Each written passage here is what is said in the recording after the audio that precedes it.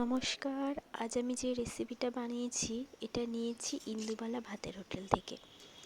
ইন্দুবালা তার নাতি নাতনিদের সাথে গল্প করেছিলেন। ওনার ঠাকুমা জ্যোৎস্নাময়ী, উনি যখন নদীতে স্নান করতে গিয়েছিলেন ওনার কোঁচর ভর্তি চিংড়ি মাছ উঠেছিল।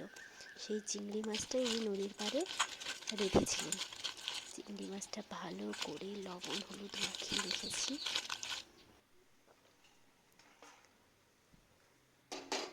এরপর আমি কড়াইয়ে একটু তেল গরম করতে দেব।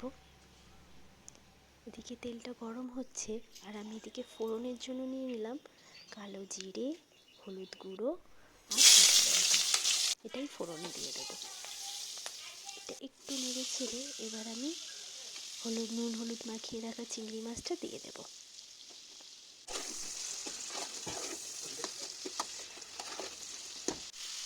এরপর চিংড়ি মাছটা হালকা ভাজা ভাজা হয়ে আসবে, তারপর জল ঢেলে দেব।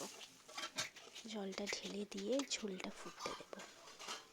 এই ঝোল ফুটে উঠেছে, ব্যাস রেডি হয়ে গেল আমার চিংড়ির হলুদ কালা ঝোল।